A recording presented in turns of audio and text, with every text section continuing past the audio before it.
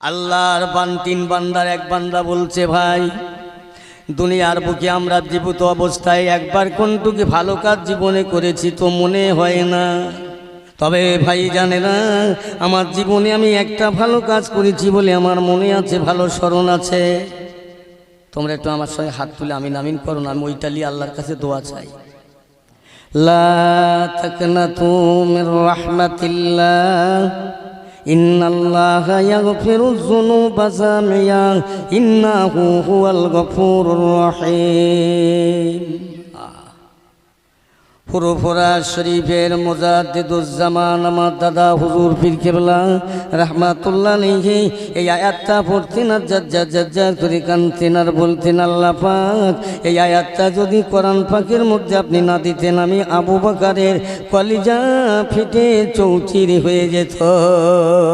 আল্লাহ পাক বলছেন, আমার বান্দা বান্দি বান্দা বান্দি বান্দা বান্দি, আয় তোরা গোনা করে তোদের গোনা যদি পাহাড় পরিমাণ হয়ে যায়, দরিয়া সমান হয়ে যায়, বান্দা যদি আসমান সমান হয়ে যায়, আমি আল্লাহ বলছি জানো আমার রহমত থেকে, আমার দয়া থেকে, আমার মায়া থেকে তোরা নিরাশা হয়ে ফিরে যাবি না।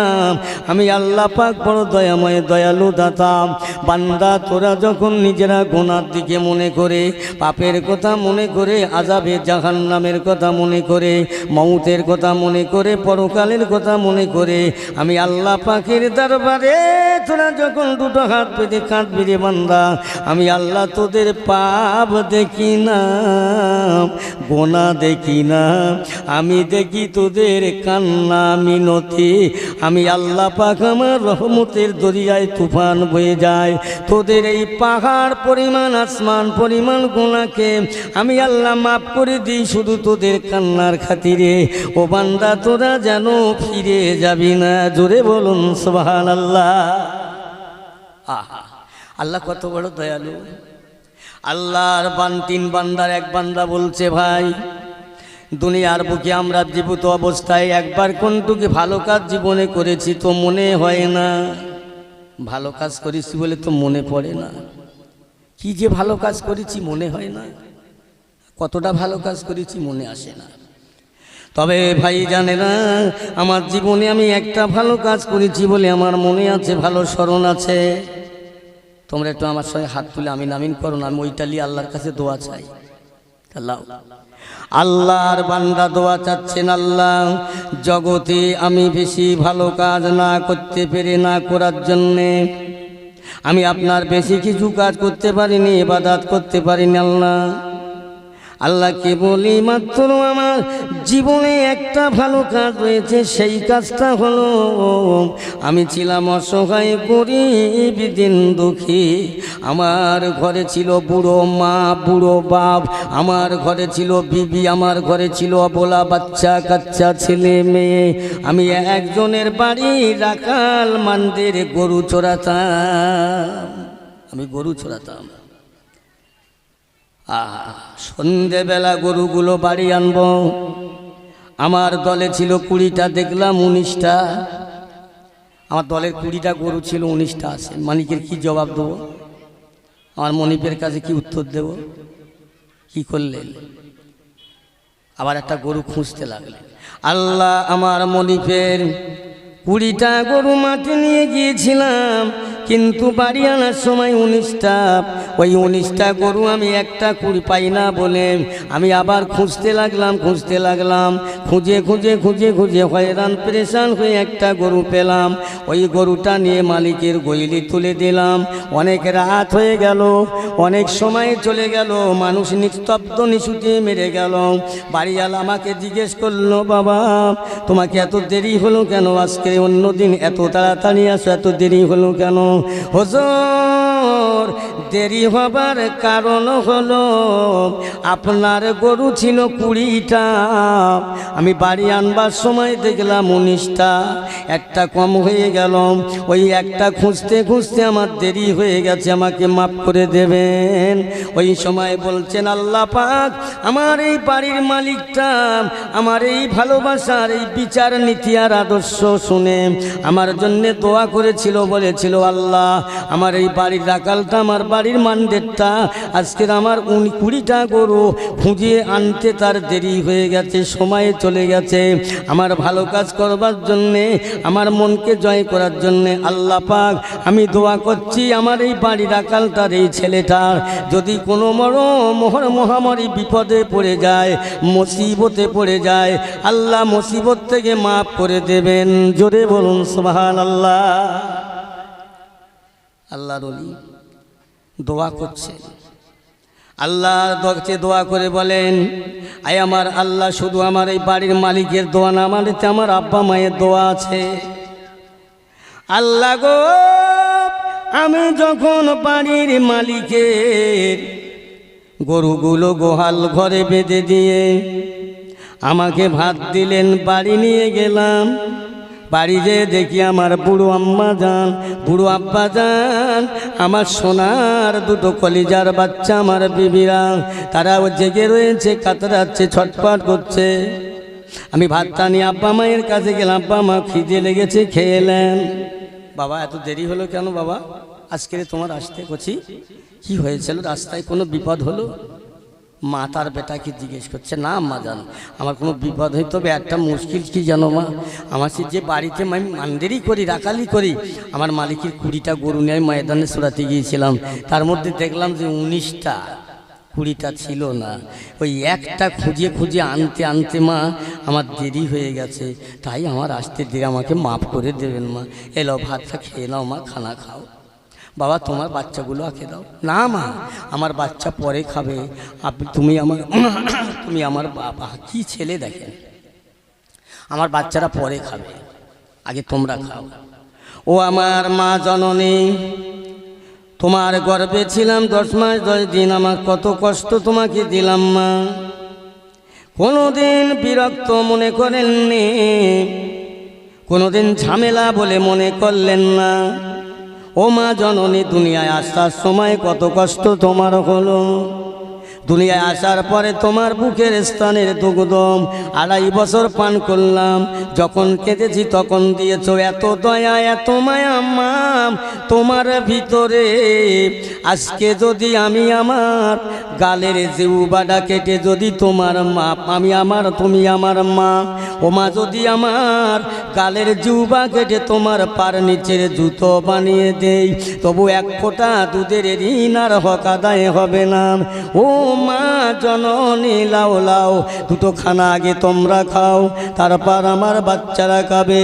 ওই সময় বলছে আল্লাহ পাক, এতটুকুন আমার মাকে আমি এত ভালো করার জন্য আমার মা আল্লাহর দরবারে হাত তুলে দোয়া করেছিলেন, হে রব্বি আল্লাহ, আজ আমার বেটা, তার অন্তরে এত দয়া, তার মার জন্য, বাপের জন্য, নিজের বাচ্চা কাচ্চা খাওয়ালো না, বেবিকে খাওয়ালো না, আমারে খাওয়ালো, শান্ত দিল, মনে শান্তি দিল। আমি তার মা হয়ে দোয়া চাই, আমার এই বাচ্চা যদি কোনো দিন কোনো মহামারী মুসিবতে পড়ে যায়, আল্লাহ মহামারী বিপদ থেকে বাঁচিয়ে দেবেন। আল্লাহ পাক এই আমার মায়ের দোয়াটা যদি আমার জন্য কবুল হয়, আর আমার কোনো আমল নাই, এই একটাই আমল, আল্লাহ এই বিনিময়ে দোয়াটা কবুল করে আল্লাহ এই পাহাড়ের গুহায় যে পাথরে আটকে গেল, আল্লাহ দয়াময় দয়া করে একটু সরিয়ে দেন। আল্লাহ পাক দয়াময় দয়া করে দোয়া করবার পরে দেখা গেল ওই পাথরটা পাহাড়ের গুহা থেকে, দরজা থেকে একটু সরে গেলেন। একটু জোরে বলা যাবে না সুবহানাল্লাহ? ভালো কাজ করেছে।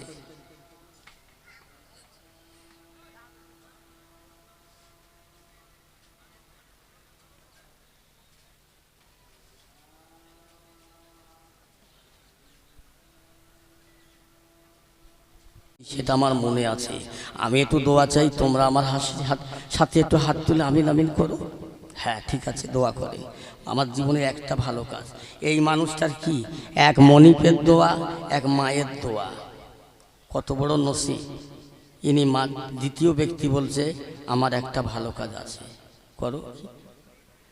আল্লাহ বাকি দরবারি বান্দা মোনাজাত করেন, আল্লাহ দুনিয়াতে অনেক বদমাইশি করেছি, ফাজলামি করেছি, গুন্ডামি ভণ্ডামি জোচ্চুরি জালিয়াতি চিটিংবাজি করেছি, আল্লাহ অনেক করেছি। তবে একটা ভালো কাজ করেছিলাম, সেটা হলো আমার নিজের বিবাহ অবস্থায়, বিবাহ করার পরেও আমার বাল বাচ্চা ছেলে পিলে বিবি বাচ্চা থাকার পরে আমার পাশের ঘরে একটা মেয়ে ছেলে ছিল, যুবতী মেয়ে, চাচাতো বোন। আমি তার সঙ্গে ভালোবাসা করব, প্রেম বিনিময় করব, আমার যৌবনী ক্ষুধা মিটাবো বলে আমি কত না সাধনা, কত না বাসনা করলাম। সে যা চায় তাই দিতেও চাইলাম, দিলাম, কোনো মতে আমার কথা এসে রাজি হয় না। আমি শেষ পর্যন্ত তাকে বললাম, চলো চলো চলো আমরা নির্জনে পাহাড়ে ফাঁকা জায়গায় চলে যাব।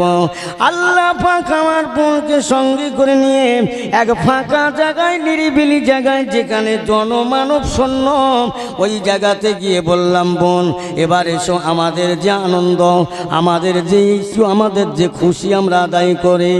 আমার বোন বলেছিলেন, এ ভাই তুমি তো বললে কেউ জানো না দেখতে পায় এমন জায়গায় যাব, দুনিয়ার মানুষেরা ঘুমাতে পারে, এখানে না থাকতে পারে। ইন্নাল্লাহ আলিমুম বিজাতিস সুদূর আলিমুল গায়ব অন্তরজামিন। আমার মাওলা, আমার আল্লাহ পাক কিন্তু দেখতে পায়, দেখতে পাচ্ছেন। ও ভাইজান, তুমি আল্লাহর চোখে ফাঁকি দিতে পারবা না। আল্লাহ পাক, আমি এই কথাটাই বিশ্বাস করে নিয়েছিলাম যে আল্লাহ যখন দেখছে আমি আর ও কাজ করব না। বোন আমার ওই সময় আমি ফিরিয়ে চলে আসলাম। আমার বোন দোয়া করেছিল, আল্লাহ পাক আমার চাচতো ভাই যে আজকের খারাপ কাজ থেকে ফিরে চলে গেল, আমি দোয়া চাই ওর জন্য, আল্লাহ যদি কোনো দিন মুসিবতে বিপদে পড়ে, আল্লাহ মুসিবত থেকে উদ্ধার করে দিও। আল্লাহ পাক এদিন যদি আমার ফিরে আসার জন্যে আমার বোনের দোয়াটা আপনার দরবারে কবুল হয়, এই ওসিলা করে আপনি এই পাথরটা একটু সরিয়ে দেন। একটু জোরে বলা যাবে না সুবহানাল্লাহ? হ্যাঁ গো, এই ভালো কাজ আছে জীবনে, হলো হা, কত ভালো কাজ যে করছি দুনিয়ায় সে কথা বলা যাবে না। এত ভালো কাজ, এত ভালো কাজ যদি করতাম, আর যদি সত্যি আল্লাহ কবুল করত, তাহলে মসজিদগুলো ফাঁকা হয়ে যেত না, বিলান হয়ে যেত না। মসজিদের মুয়াজ্জিন আর ইমাম সাহেব মাঝে মাঝে জামাত হয়।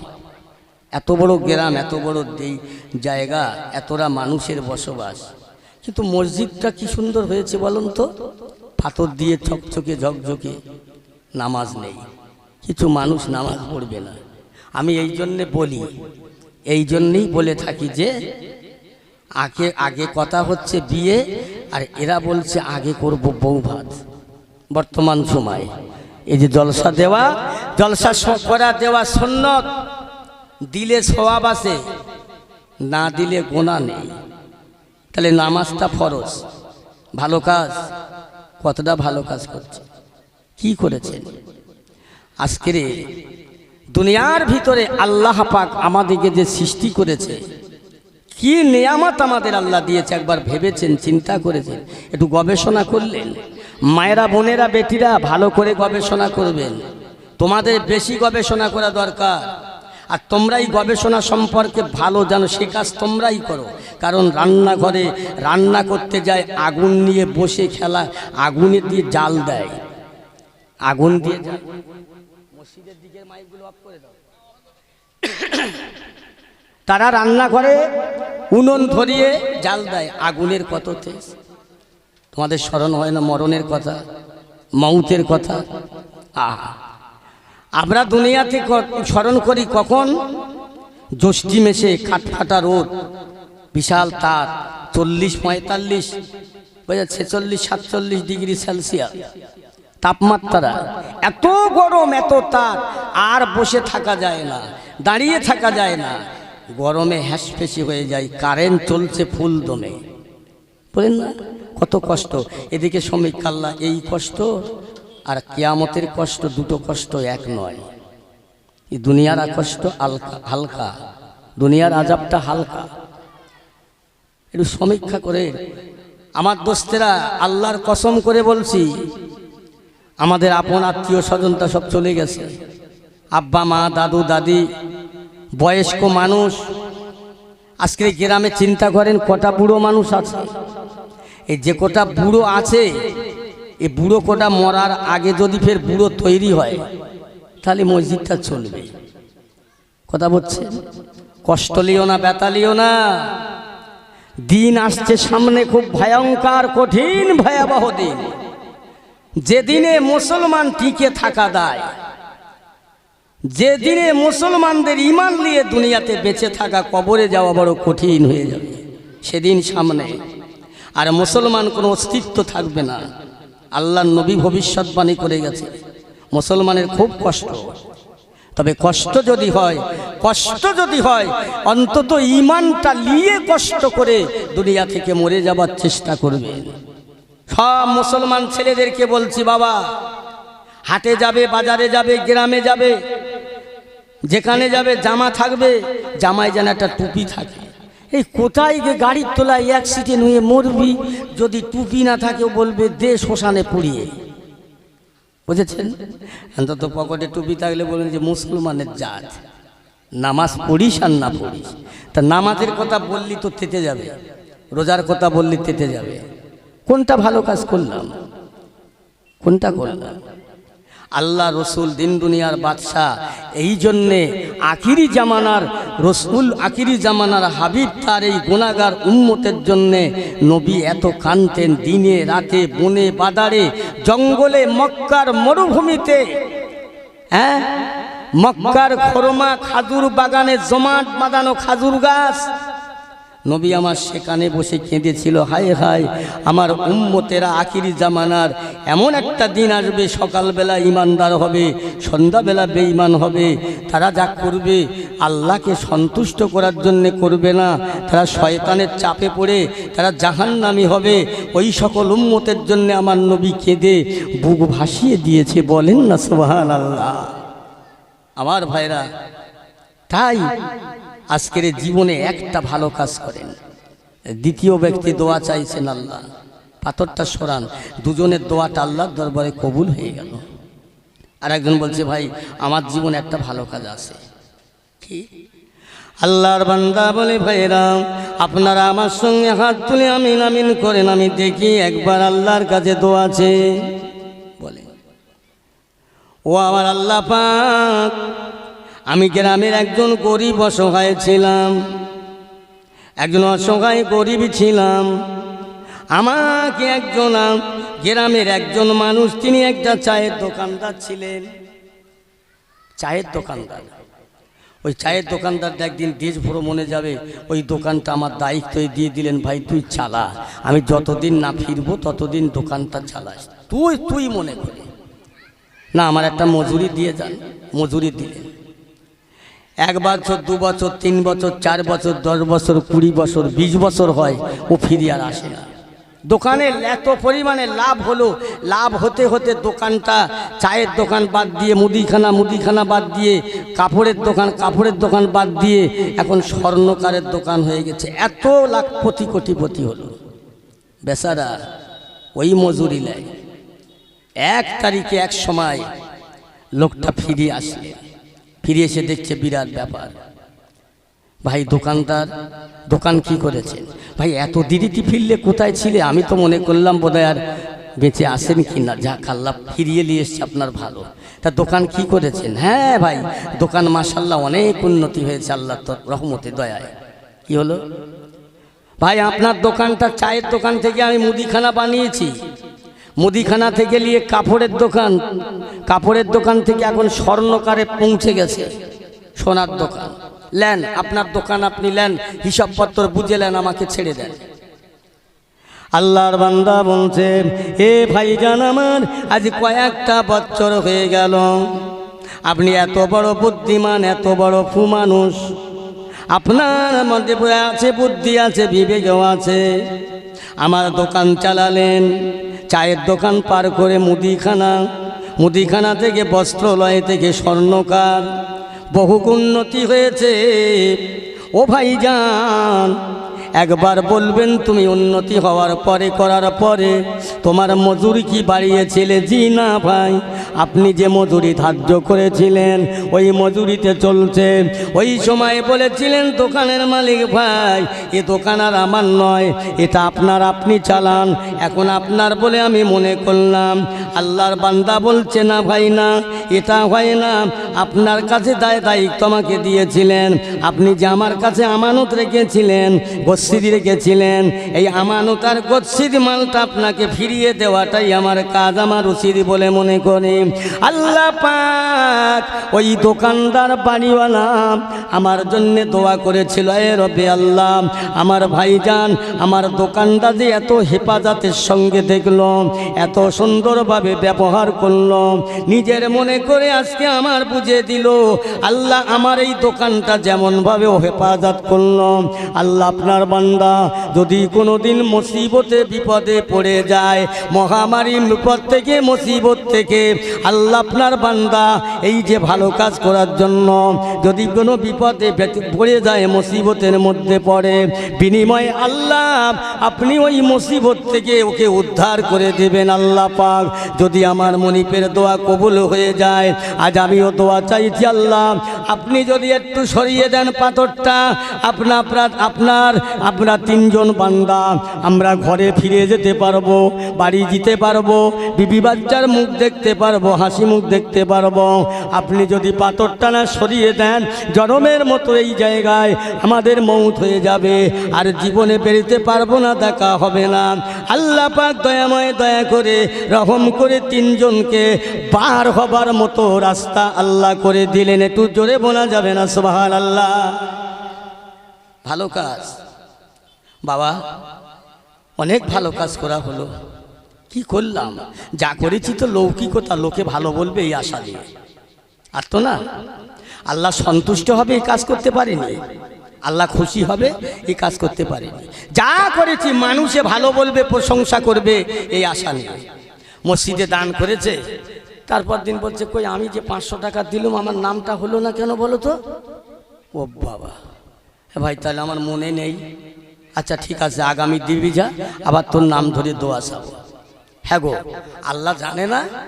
এই আমি প্রতিবন্ধী, হ্যান্ডিক্যাপ, আমার আল্লাহ আলেমুল গায়েব, তোর 500 টাকা তোর মনের নিয়তটা কি আল্লাহ জানে, আমার বলতে লাগবে না। তুই নিয়ত করেছি 500 টাকা আল্লাহর ঘরে দেব, ওইখান থেকে আর কিয়ামত পর্যন্ত তোর জন্যে সাদকায়ে জারিয়া হতে থাকবে। বলেন না সুবহানাল্লাহ? এখানে আবার নাম করার কি আছে, জাহিরি করার কি আছে? আমার পিয়ারা ভাইয়েরা, দোস্তেরা, তাহলে আসেন একটু ভালো কাজ করি। ভালো কাজ কোনটা? এই তো ভালো কাজ হচ্ছে, মিলাদ হচ্ছে, এখানে রাস্তায় বিশাল ভিড় জাম। বাবা লোকে খারাপ বলবে, আর আল্লাহর কাছে জবাব দিতে হবে। আযাব জাহান্নামের ভয় যদি হৃদয় অন্তরে থাকতো, আমার মনে হয় রাস্তায় এতটা লোক ভিড় করতো না, যে না এই বেহেশতের বাগানে একটু যাই, ওই কিছু মানুষ আড়াল কাটিয়ে আসছে আস্তে আস্তে আস্তে আস্তে। আর সোনার দোকানে ভিড় তো কম হবে রে বাবা। সোনার দোকানে 30,000 টাকা 40,000 টাকা যার ভরি, ও দোকানে কি আর চিংড়ি মাছের মতো ভিড় হয়? আল্লাহর রহমতের মজলিসে কি একদম পড়ে যাবে? এটা আল্লাহর রহমতের মজলিস, সবার দ্বারা এখানে আসা সম্ভব নয়। কপাল ফাটা, কপাল মন্দ, একটা না একটা মুশকিল আছে, বিপদ আছে, বুঝেছেন না? একে অপরের সঙ্গে হয় না, ওর সাথে হয় না, এর সাথে হয় না। আরে আল্লাহ রসুল বলেছেন, এই কথাটা আমরা বিশ্বাস করি, মানি, জলসা শুনে দিয়ে লাভটা কি হবে?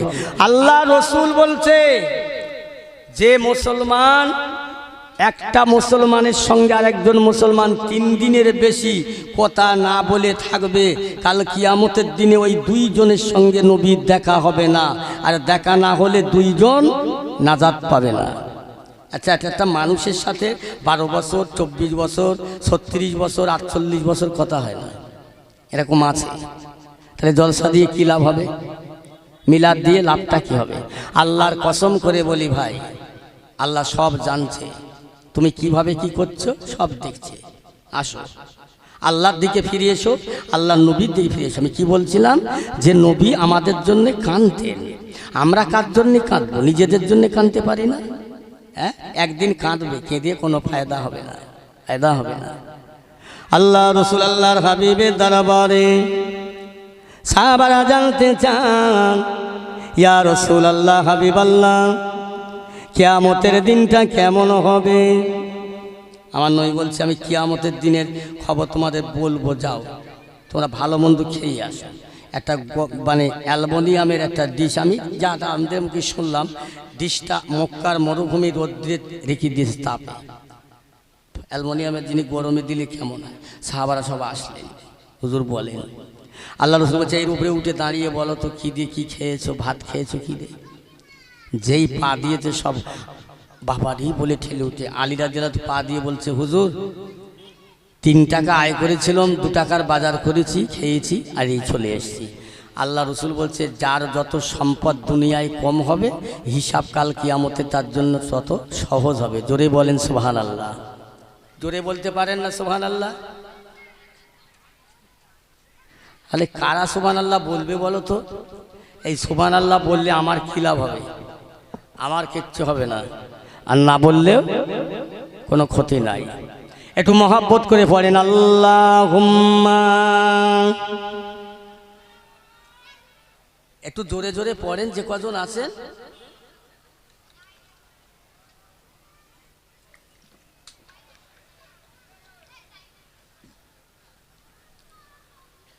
কার কথায় দেয় ব্যথা প্রাণে সহে না, কার কথায় দেয় ব্যথা প্রাণে সহে না, সে যে মোরে নূর নবী মদিনার ময়না।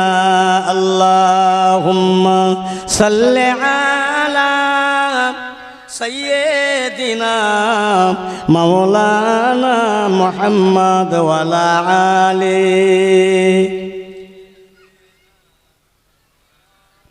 আমার ভাইরা দোস্তিরা, যাক যেটা বলছিলাম, নিজের জন্য নিজে কাঁদো। কখন কাঁদবে, কোন সময়? দুনিয়া থেকে চলে যাওয়ার পর। ও কান্নার কোনো ফায়দা হবে না। কিয়ামতের দিনে আল্লাহর নবী বললেন একটা দিন হবে 50,000 বছর। আমরা শুনলাম, শুনে বাড়ি চলে গেলাম, হয়ে গেল। কিয়ামতের দিনটা হবে 50,000 বছর, একটা দিন, একটা দিন। আর সেই দিনে আল্লাহ পাক একটা সূর্যের 12টা মুখ খুলে দিয়ে দেবে। সূর্যটা মানুষের মাথা ছাড়া নিকটবর্তী হয়ে যাবে। সূর্যের তাপে, সূর্যের গরমে মানুষের হাসরের ময়দানের কিছু বান্দার মাথার খুলি চটে উল্টে মগজগুলো গলে গলে নাক কান দিয়ে বার হতে থাকবে। শব্দ হবে নফসি নফসি নফসি। আল্লাহ আমার নসিবই কি আছে, আল্লাহ আমার নফসি আমার কি হবে? কেউ থাকবে না। এই দুনিয়ার সব টাকা পয়সা, অর্থ, হিংসা, বালাখানা, বন্ধু বান্ধব সব সেদিন হায় হায় করতে থাকবে। বুঝলেন না? সব হায় হায় করতে থাকবে, কারোর দিকে কেউ তাকাবে না। আল্লাহ রসুল বললেন আয়েশা, কিয়ামতের দিনে আল্লাহ পাক একদল মেয়ে ছেলেকে আল্লাহ উলঙ্গ করে ল্যাংটা করে উঠাবে। আম্মা জান আয়েশা সিদ্দিকা রাদিয়াল্লাহু আনহা শুনে কাঁদছেন, ইয়া রাসূলুল্লাহ, আমি আয়েশা তো একজন মহিলা, আমি তো একজন জাত, সেই মহিলারই জাত। আল্লাহ রসুল আল্লাহর হাবিব বললেন, ও আমার আয়েশা, কাল ময়দান মাহশরটা এমন জায়গা হবে, এত কঠিন থেকে কঠিন দিন হবে। ও আমার আয়েশা, মাটিগুলো, জমিনগুলো টাকবাক টাকবাক টাকবাক করে ফুটতে থাকবে। মানুষের মাথাগুলো ফুটে, গিনুগুলো, মগজগুলো টকবাক করে ফুটতে থাকবে। কান দিয়ে নাক দিয়ে গলে গলে পার হবে। ও আয়েশা, এত বড় মুসিবত, এত বড় বিপদ, এত বড় মুসিবত হবে, কেউ কারোর দিকে তাকাবার সময় পাবে না, কেউ কারো দিকে দেখবে না, কেউ কারো দিকে চাইবে না। যে যার জ্বালায় যন্ত্রণায় পাগল হয়ে যাবে। আমার ভাইয়েরা স্বস্তি পাবে না, অস্বস্তিকার হয়ে যাবে। এবে আল্লাহ পাক কি হবে, কি হবে এই না বলে দৌড়াতে থাকবেন। ভাইজান, দুনিয়ায় অনেক মানুষ ছিল, আছে, থাকবে। কাল কবরে যখন চলে যাব কেউ নাই, ময়দানে মাহশরে কেউ নাই। বিবি যাবাচ্ছে স্বামীর জন্যে দেখবে না, স্বামী তার বিবির জন্যে কাঁদবে না, বেটা বাপের জন্যে কাঁদবে না, বাপ বেটার জন্যে কাঁদবে না, বন্ধু বন্ধুর জন্যে কাঁদবে না। মুসলমান যে যার জ্বালায় পাগলের মতন হয়ে যাবে। এত কঠিন দিন হবে। আল্লাহর নবী দুনিয়ার বাদশাহ দয়ার নবী বলবেন আল্লাহ পাক আজকে হাসরের জমিন কায়েম করলেন, আল্লাহ আপনার বান্দা বান্দির গুনার খাতাটা আমি রাসূলুল্লাহ আমার উম্মতের গুনাহগার উম্মতের খাতাটা আমার কাছে দেন না। আল্লাহ পাক বলবে হাবিবিরে এমন করছেন কেন? আল্লাহ পাক আজ আমার উম্মতের বিচার আমি করব। কলমের বলে আমলের বলে আল্লাহ বলে হাবিবিরে আপনার এমন উম্মত আছে যার ঈমান নাই আমল আছে, আমল আছে ঈমান নাই, কোনো জ্ঞানে কোনো বিবেকে জান্নাতে দেবেন। ই আমার হাবিবে পিয়ারা আমি আল্লাহ পাক বলছি আপনি আমার বান্দার জন্য আপনার উম্মতের ঘরে সুপারিশ করুন, শাফাআত করুন। আপনার শাফাআতে আপনার সুপারিশে আমি আল্লাহ পাক আমার বান্দা বান্দিগুলোকে মাফ করে আমার রহমতের জান্নাত দান করব। জোরে বলেন না সুবহানাল্লাহ। আসে কেউ দুনিয়ায় কালো থাকবে না, আজও নেই কাল নয় হবে না। আমার আল্লাহ রসুলের দরবারে জিবরাইল আমিন এসে সালাম দেন, আসসালামু আলাইকা ইয়া রাসূলুল্লাহ। ওয়া আলাইকুমুস সালাম জিবরাইল। মনতে বড় খুশি জিবরাইল, কি মনে করে? ইয়া রাসূলুল্লাহ হাবিবাল্লাহ আল্লাহ আমাকে পাঠিয়েছে আপনার কাছে, আপনি রাজি হলে হবে। যা কোনো নবীর জন্যে অন্য পয়গম্বরদের জন্যে যা আল্লাহ এরকম ফ্যাসিলিটি দেয়নি, যা এরকম কিছু আল্লাহ বরাদ্দ দেয়নি, আপনার জন্যে যা দিয়েছে আপনার লাশ মোবারক আপনার নূরের দেহ মোবারক আল্লাহ পাক তার আরশ আজিমে রাখতে চায়, আপনার বন্ধুকে আল্লাহর কাছে রাখতে চায় আপনাকে। বলেন না সুবহানাল্লাহ। আল্লাহর নবী কাঁদতে লাগলেন, ইয়া রাসূলুল্লাহ হাবিবাল্লাহ এত সুন্দর সুসংবাদ সুখবর, আল্লাহর কাছে আপনি থাকবেন, আল্লাহর বন্ধু আপনি, আর এই কথা শুনে আপনি কাঁদছেন। আল্লাহর নবী বলছেন জিবরিল আমি কাঁদছি কেন জানো? একবার তো বলতে পারো।